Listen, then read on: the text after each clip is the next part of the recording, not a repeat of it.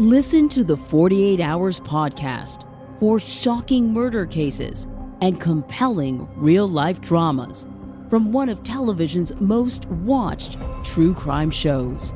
Go behind the scenes of each episode with award-winning CBS News correspondents and producers in Postmortem, a weekly deep dive. Listen to 48 Hours wherever you get your podcasts. Inspired by the life of the savvy and ambitious Colombian businesswoman Griselda Blanco comes a new Netflix original limited series. Griselda tells the story of a devoted mother who, with her lethal blend of charm and relentless savagery, creates one of the most powerful cartels in history. Witness Sofia Vergara's captivating transformation into the godmother of the underworld. Griselda, now streaming only on Netflix. Barenaked, Barenaked, ABCs. Welcome to the Barenaked ABCs, where we cover all the songs alphabetically and guarantee a good time. That's right, we are the only Barenaked Ladies podcast that guarantees a good time. Why? Because that is the song that we're discussing tonight, so we can guarantee that we will cover the song someday, being today. And joining me tonight is Tyler Bodreau. Thank you for joining me, Tyler. Hey, Tracy, it's actually me, Patrick Warburton. I figured I'd stop in and talk about this song. I know. I'm a big Barenaked Ladies fan, and I figured I'd, talk. Tyler and I are good friends, so I figured I'd just talk for him.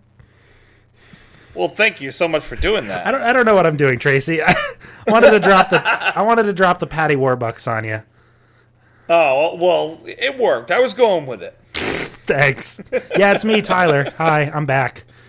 Either you love me or you hate me. I know you were here just a few weeks ago, but you picked out this song since the beginning. Like, you had this song on our list for quite some time. I think it was even the second song you requested.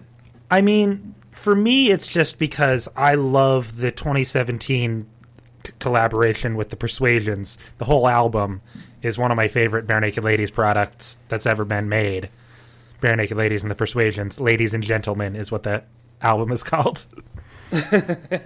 So yeah. Well, it's funny because we're doing this alphabetically, and we literally, coincidentally, just covered this album last week. Oh, what was it? Gonna Walk. Gonna Walk. Oh, but Gonna Walk is already a song, unless you did it twice. Well, yes, but it was the song that they covered on the Persuasions album. And I think you're right, this is the only song on this album other than the Kevin song that was this is their only time as a Barenaked Ladies that it's ever been recorded. Yeah. Ooh, that's a good one too. I will say about Gonna Walk, like the preferred version of Gonna Walk is live with the audience participation. Oh, see, Catherine and I both disagree with you. Catherine and I both felt last week that Gonna Walk, done by Barenaked Ladies and the Persuasions, was the best version. I mean, it's pretty good, but I guess the thing with Gonna Walk is it came out on Grinning Streak, and no one listens to Grinning Streak. But you go see Barenaked Ladies live, and then you're like, oh, that's a really good song. It makes you want to go back and listen to that song again because the audience participate. So that's the credit I give it. Although okay. I can understand that, but I still say musically, the Persuasions version is far superior. Yeah, and I just like the whole aesthetic of this album is perfect. I don't like the whole album. I will be completely and utterly honest. I think there are a couple of songs that don't accelerate the song, that don't lift the song up the way that it deserves. This is not one of those songs, obviously.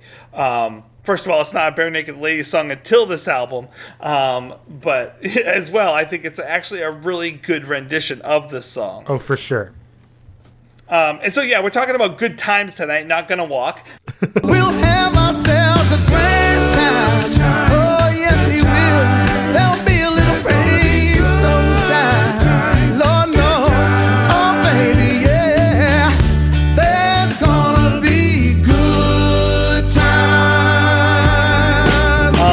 but it's funny that we get to do two Persuasions songs in a row. It was not written by the Persuasions, though. Ooh, who wrote it? It was written by Ted Darrell. Oh, Ted Darrell. And also added a little bit extra by Ed Robertson. Oh, yeah, well, yeah, he's got the rap. Now, have you ever heard of Ted Darrell? I said, oh, Ted Darrell, like I would know, but I actually don't. He has done very little. I'm sorry, Ted Darrell. I don't think he's even still alive, but... He's no Burt Bacharach, who's just kind of like secretly written a bunch of songs. No. And matter of fact, this is the only song other than Sugar. Your sunshine smile, so warm for a while, is ready to set. That he actually wrote by himself. And I'm not talking Sugar, Sugar, which was covered by the Archies. It's just called Sugar. I went through this week and listened to all the other songs. Out of all the other songs he's written, which, let me go over them. Beatles, Please Come Back, which was his song begging the Beatles to please come back to America, written in 1964.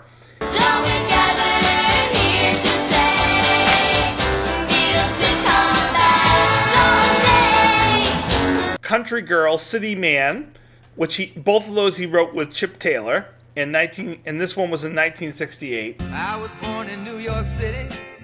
I was born in Georgia. Girl, you're looking kind of pretty. Don't you think we ought to get to know each other better? Take the time to find out why we can. Good Times he wrote by himself. She Cried he wrote with Greg Richards in 1961. And when I told her I didn't love her anymore, she cried. And then Sugar, I don't actually have the year on which he released that one. But it's interesting, like I would have thought that the Persuasions for this album would have chosen a song that they themselves had written. Matter of fact, there was a lot of... I was going down through the albums listening going, what would have been a better one for them to choose if they could only choose one? And I was like, okay, I have to get rid of all the ones that they haven't written because they've done a lot of covers. But this was a cover.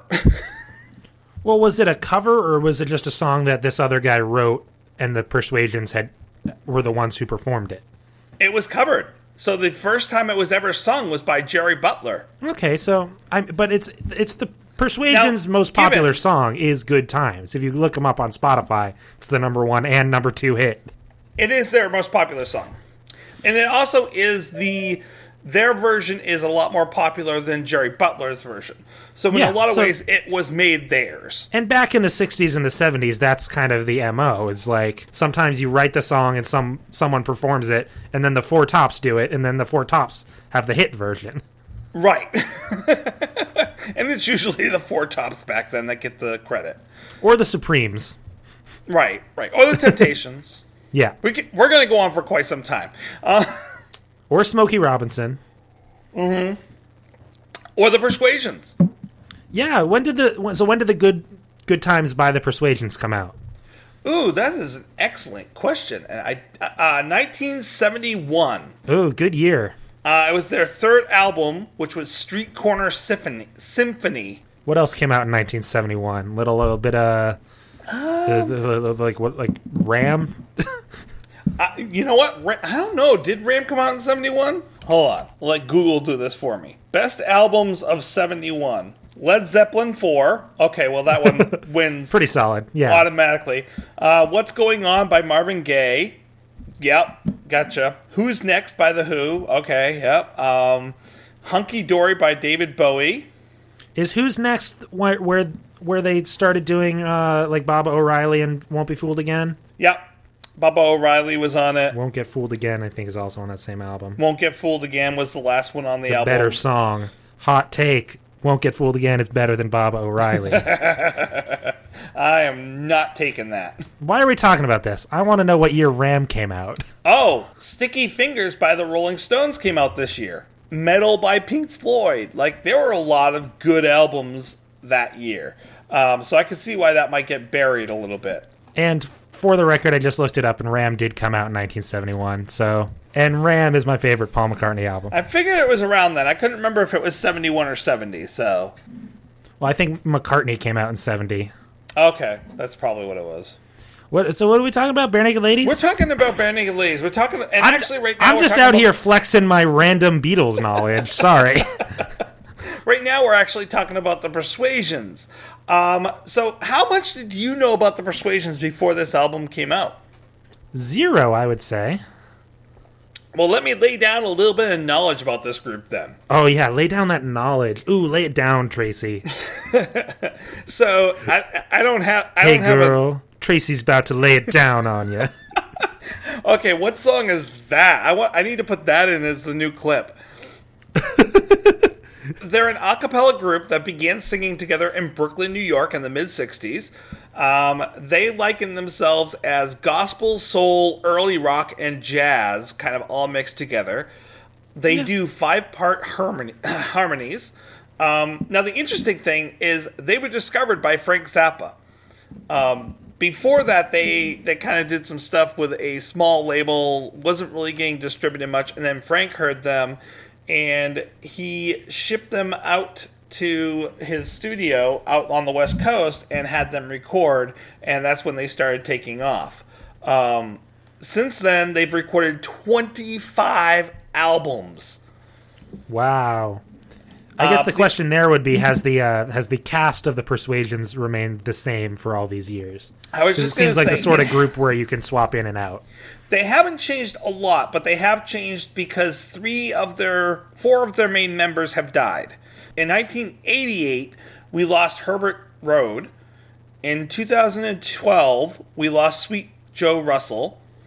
In 2017, we lost the bass singer Joe Bro, Mr. Bassman Hay. Hey, Mr. Bassman. And in 2019, we lost the lead singer and the creator of the group, Jerry Lawson. They've had a number of people who have taken over a number of those, although I don't think they've done anything since Jerry's died. Yeah. The original cast of them, the original group, was Jimmy Hayes, Jerry Lawson, Joe Russell, Giotis Washington, and Herbert Road. So like 4 of the 5... They all had G names except the last guy. That's true. Or J names, sorry. J names. And 4 out of the 5 of the original people are dead, which is very sad. Yeah, it's too bad, but it's the sort of group where, as long as the spirit of the band kind of makes it through, then you can kind of rotate the cast. True. They have 25 albums, as I mentioned before. 3 of them are tribute albums. So the first one, of course, was to Frank Zappa, called Frankly a Cappella. The second one was a Beatles tribute, which, was called the Persuasions Sing the Beatles. Excellent album, by the way. I played their cover of Obla Di Obla Da on my college radio show the other day. That's going to be gorgeous. It's fine, And then they covered the Grateful Dead with the album called Might As Well. That's kind of where the Persuasions have come from. Tonight's appearance, I'm going to jump ahead and let you know that tonight's appearance is a YouTube video. It's I want to say 10 minutes long, 18 minutes long. And it's them having an interview talking about the story of how this album came to be with the Barenaked Ladies, but they also talk about Lou Reed, how he was discovered, how these two bands discovered each other, their mutual respect for each other, how they decided which songs would be on here. It's a very intricate interview, and I actually like it a lot. I highly recommend anyone who's enjoying this album to go out and listen to this interview. Yeah, I didn't listen to it in advance of the show, and that's my bad, but the idea of them talking about what songs are included on the album is interesting to me. How do you choose Some Fantastic, which is one of my favorite Barenaked Ladies songs, and then the one about knitting a sweater. I Can Sing. Yeah, that's an interesting one. Let's pick one off the Kids album here. I think their major thing was the Barenaked Ladies was, and this is me summarizing what they said, Barenaked Ladies went in to try to figure out which ones have great harmonies that they can build off from, because they knew that was the strength of the Persuasions. Yeah. And the Persuasions went in listening, going, okay, which songs have room for us to fit in here? Which ones have space? where we could come in. Yeah. And so that was their big focus. And which ones don't have Steve so that we can sing on them? Well, they do choose some Steve songs, and we'll get to those when we get to those Steve songs, because I have some thoughts on that. This song, so originally it was the Persuasions that sang it. Long as you let me hold you tight, everything is gonna be alright. Oh, yes, it is. Everything is gonna be alright, baby. Listen to me. Things are looking real bad. I do like the original Persuasions version. You can hear Jimmy Hayes' deep, deep bass voice the best on that one. It really kind of booms through behind everyone. But I like this song. I like this version the most. The Barenaked Ladies version. They're very different versions. The original Good Times, it has a more somber tone to it. I agree. Which makes the content of the lyrics very different, because the tone is kind of this like slow, like kind of interesting romp, and the lyrics are about like how even when times are tough we can be happy, which of course I think is well done through this playing of the song, and that, as I just said, it's like got this slower, more somber tone to it, but it is also full of joy.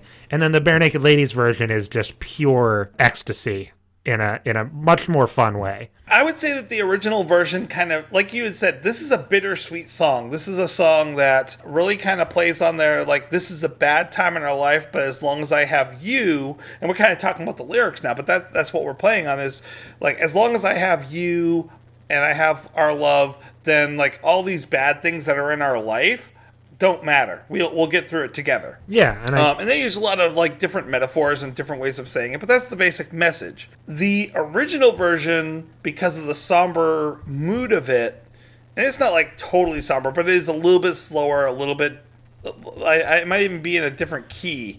I'm not sure, but just the slowness of it gives it that feel of like we're focusing a little bit more on the sadness of the moment. And then the Barenaked Ladies version, because of the organs and all that stuff that's playing in, gives it a little bit brighter of a picture and plays more on the it doesn't matter, I have you kind of feel. Yeah, and I will agree, the instrumentation is really what brings out the fun of the Barenaked Ladies edition, because even just the simple addition of Tyler on drums, where just a simple drum beat can add so much to a song, Kevin on the organs is a pretty good filler for the background. So the original acapella version has a full sound, but the acapella is the interesting kind of format where it does feel that kind of empty background, which perhaps supports this idea of contrast between form and content. But Kevin on the organs really fills it out. And I mean, there is kind of an opening bass line.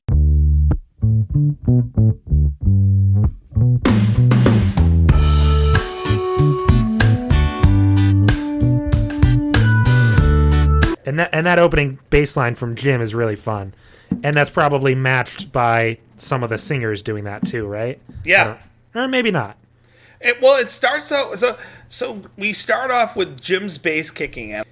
And my first note is that this reminds me of The Temptations singing Just My Imagination. Yeah, or definitely, yeah.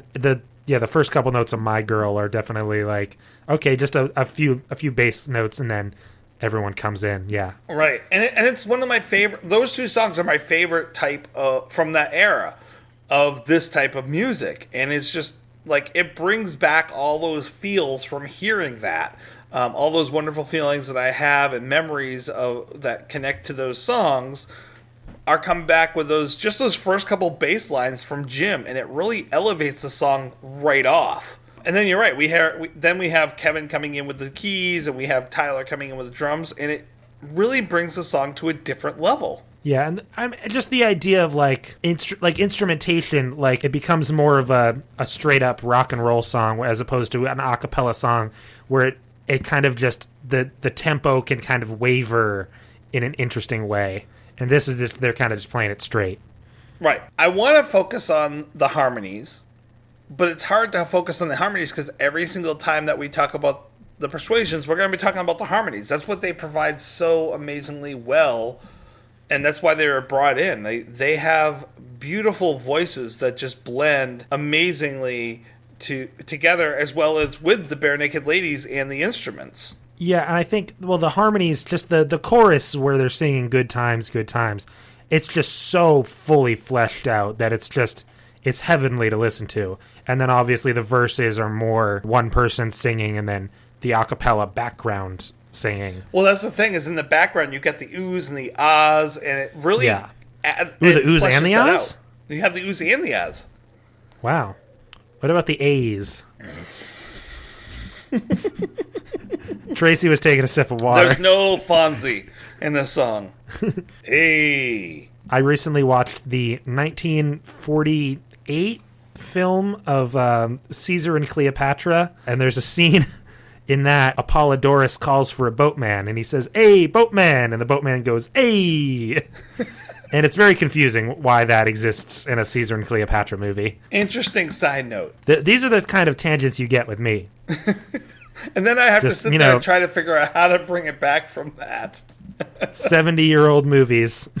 I don't have... Hey, I'll say something about the Persuasions. That would be great, because I don't have a lot of notes about this. What I like about them, especially in this album, which came out in 2017, is I love that they're all just old men. Like, they're so good. It's just so brilliant. Like, it's one thing to be like an a cappella group singing in the 70s, where that's kind of like adjacent to a type of Smokey Robinson and the Miracles genre. It's another thing to be guys that have been doing it for 50 years and just all their lived experience. In the YouTube video where they're all in the studio, you could just see it on their faces how gifted they are and how the music is just inside of them.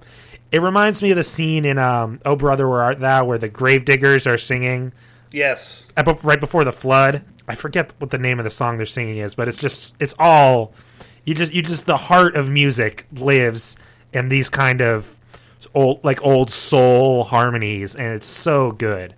And that's what music is. Lonesome Valley is the name of the song from Oh Brother, Where Art Thou. Oh, okay, there we go. I love that song. Yeah. I mentioned this with the first time that we covered a song off this album quite some time ago when I think I was talking with Mill. It's amazing that they came in and they had a day and a half in the studio, and they literally they had never been together in the studio before. They came in, the first half day they practiced together. The second day they recorded, and that was it. Like, that was the whole experience. They did this whole album pretty much a day. Sounds great. It is amazing the amount of... And especially considering that the Barenaked Ladies also had to make slight arrangement modifications. They're not playing the old apartment as rock and roll as they would be playing it during a concert. They're playing it with this kind of subtle, laid-back version with the Persuasion. So they had to fix what they were doing as well as the... And the Persuasions for this song had to pick up the beat from what they were doing and give it a lighter tone. Yeah. And they just did this quickly, and with it doesn't even seem like it gave them a lot of effort to have to do this. They blended so well together, and the Persuasions were so professional. They just and they enjoyed it. It wasn't just like they're professionals. They're knocking out an album. They all and you watch the video. They are having a grand time, a good time singing this song. Well, I mean, you've got 80 to 100 years of music career in that room, with just the Persuasions alone. Yeah, I guess just each band respectively has so much. Like, Barenaked Ladies have 30 years, Persuasions 50. have almost 50 years. Yeah, how much experience is going into this recording session? I mean, the classic example is the Beatles recording Please Please Me in a day just because they had been trucking it 16-hour concerts in Germany. Right, and they were just like, oh yeah, we just got to do this again. Boom. But you don't get the feel of, they're just, playing without soul. They really are loving the interaction between each other in this song. Yeah, and you can see the fun on their faces, whether it be, Ed doing his little rap or just Tyler, always having a good time behind the kit. And I have to wonder if this was completely Ed improvising in the moment. They told him, you're going to have 30 seconds. You're going to have this many bars. Just go. Enjoy it. Stay on topic. Go. And he did. Ed, when he's improvising, it doesn't always stay on topic. One week being a perfect example of that. But this song, It's a 16-bar solo. I just counted it out in my head. Nice job. In this 16 bars, he's stuck on topic for what they were trying to get to. Well, I mean, the classic thing for Ed is, if you listen to the old bootlegs, is he'll always just say, like, my name is Ed, I'm going to pass it over to Steve. Like, right. Like, that's his classic fare. And I mean, this probably isn't totally improvised.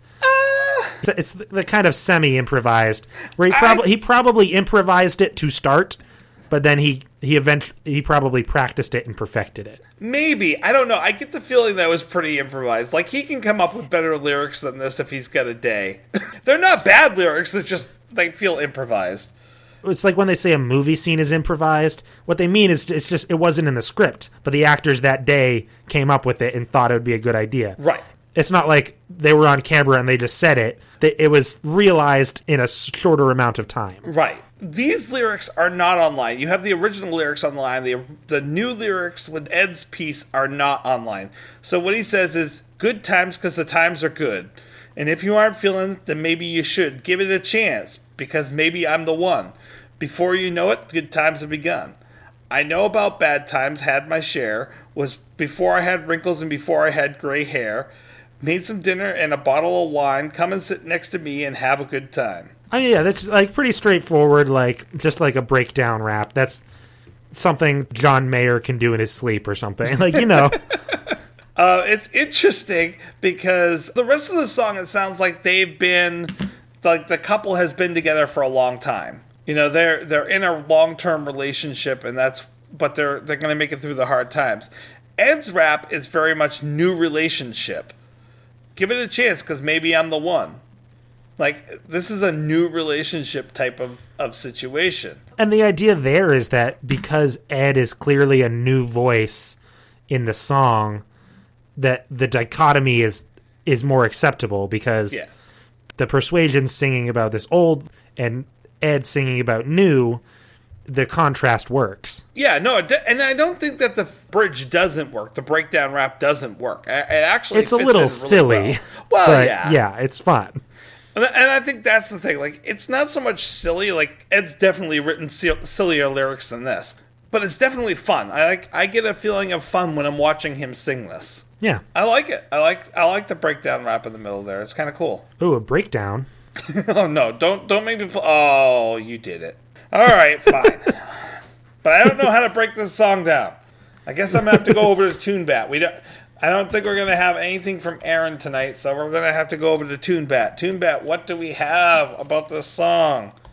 Good time. It's about 120 beats per minute now. Were you counting them the whole time I was talking? Yeah. The whole last minute, I counted how many beats the song was. So it's in the. What did you say? How many beats? I said 120. That was my guess. Oh, not quite. So it was. The original was 86 beats per minute. The Barenaked Ladies version is 95 beats per minute. So it's only a slight uptick. Well, I guess it also depends on what you're counting. Because are you counting 1, 2, 3, 4, or are you counting 1, 2, 3, 4? I mean, I know that beats per minute exists, and I play music occasionally, but I really don't have the metronome in my head, so I wasn't actually. And then it's in the key of D major. Oh, classic key. Yeah, we keep coming back to this. I just said classic key. I would have said that no matter what you said. You always throw. That's a classic key for them. That's just classic. Actually, it's like the joke. I'm guessing that is more of a Persuasions key than anything else, because Ed does not stick to D's very often. We'll have the breakdown at the end of the series of how each of them break down their songs. But just taking a quick look, Ed seems to stick in the A major range most of the time. Well, A the and thing G. for acapella is that you need to mod it for the singers' voices and not the instruments. Well, yeah, and you get to mod it for all 5. Like, getting a 5-part harmony is so important, and you can only have so many keys that you can probably pull that off with. Yeah. So, what else do we talk about on this show? So I don't have a lot more to say about this song. any part of the non-breakdown lyrics that you enjoy, I guess. That's a good question. I hadn't really looked at. I can't afford those fancy dancing places. That's pretty good. Yeah, that's a pretty good one. I like the "and my pockets don't seem to have a jingle." Like, that's a nice way to say I don't have much money. It's a little onomatopoeia. I think they're just having fun with the song, and I think that's what I like about it. Yeah, and that's most evident in the end with the kind of decrescendo of the song where, like, everyone's kind of singing their own little thing, but it all merges together really well. It's definitely, there's something there that's really special. Yeah, no, definitely. I don't have a lot more to add about this song, so why don't we put some numbers to this? All right, I gotta figure out a rating here. Okay, so in the recorded version, Ed sings, "Made a nice dinner bottle of wine." Okay. And so can it be a dinner bottle of wine? Sure. I like that. As if that is a singular unit and not something that Ed forgot to put a conjunction between. How many dinner wines do you give this? Ooh, me? Yeah, how many dinner wines do you give this song? Yeah, I don't, it's out of 5, right? Out of 5, yes. 0 to 5. Okay. I'm hovering between just giving it like a 4.5 or a 5. Like, let's go like 4.7. 4.7. Wow, you really love this song a lot. Yeah, I mean, I'll sing it every once in a while, just kind of walking around. It's a fun song. Over the summer, I was singing it, and my buddy Charlie was like, "Hey, I know that song," but he only knew it because it was used as a sample in a different song. So I was like, "Oh, that's weird." I don't know what song samples it. That might be another side project. I'm gonna have to go. I'm looking up all the songs that I've kind of done in the past. I'm gonna have to go with a 3.75. Okay. It doesn't quite enter into the 4 range. I mean, the 4s are a pretty elite range for me. I mean, we've got some pretty heavy hitters up in the 4 range. I think what really hits it for me is the union of everything, like, and the fact that it's, I guess what else is, it's the Persuasions only. Like, if they were a one-hit wonder, this would be their one hit. Sure. So I feel like the quality of this song is kind of what makes the Persuasions them, and so I'm giving like an extra star to their existence almost. And 3.75 is not a bad score for me. That's way up. Like, our halfway mark's the 2.5, so it's way above the halfway mark. It just doesn't reach into that upper echelon for me, like, of songs like "Get in Line" and "Fox on the Run" and "Fun and Games" and like. What are these songs that you're saying are in the upper echelon? I just listed them. 4 seconds. Fox on. I don't even know what that song is. Well, you have to go back and listen to that episode then. Okay. Well, I don't listen to the episodes of the songs I don't know because I don't know the song. Well, that's the whole point. Listen to the episodes you don't know so that way you get to know them. Okay. Some great songs. I actually love Fox on the Run. I think it's an amazing song. Doesn't get enough credit. I prefer Bull in a China Shop. I don't like Bull in a China Shop that much. I like it, but it's not like my favorite in the world. But even that I thought was like a 4.25. I like it. So what's the average rating? What does that put it around? Do we get that? Because right now I don't have Aaron's or Michelle. Michelle's on hiatus for a little while because that boulder landed on her and like knocked her out, and she's gone for a while. Yeah, she was trying to search for Aaron, and like, so she's.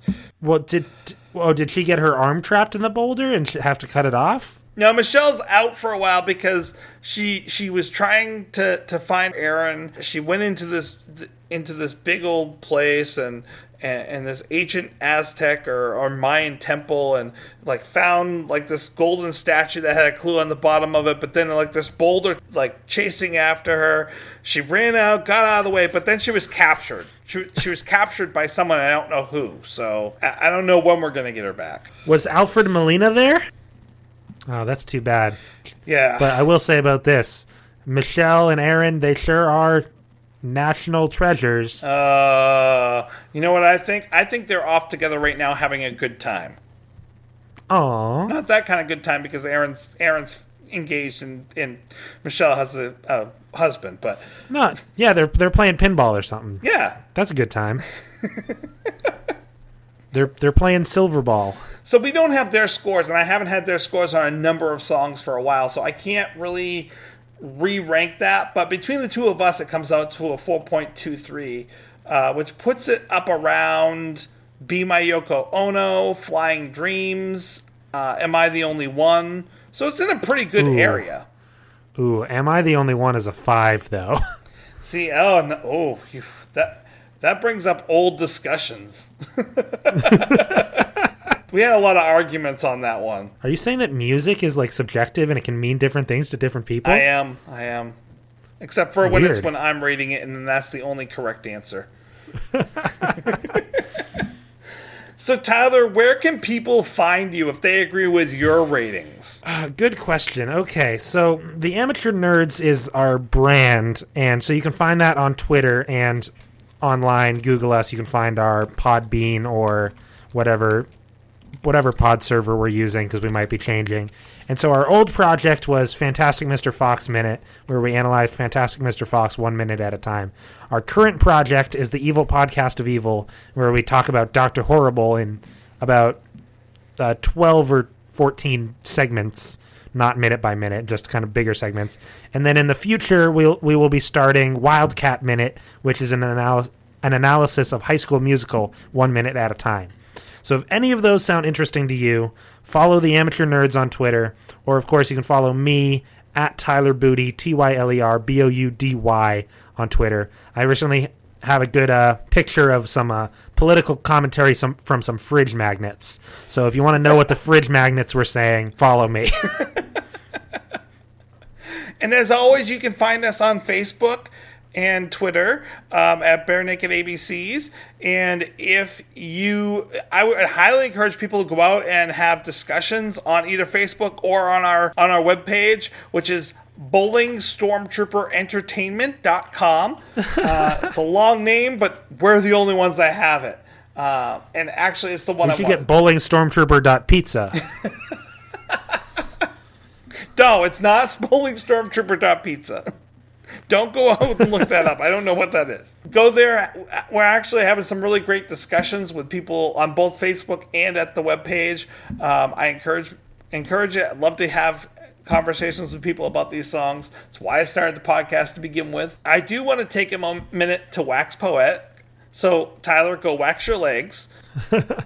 This is going to sound like I'm signing off, and I'm not. But I am going somewhere with what I'm about to say, so come with me and have a good time for a minute, because I want to share a good time from my week. So 2 years ago, I started this podcast as a chance to put into the spotlight a band that I feel didn't get enough love.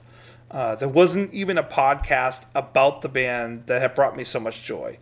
So I wanted to bring them some. And I never thought that it would pay out dividends. And financially, it hasn't. I'm still in debt, literally, to this show. However, this week has proven that money can't buy you love. Wait, nope.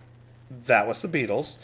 But this podcast has brought me joy and experiences and taught me a lot of life lessons.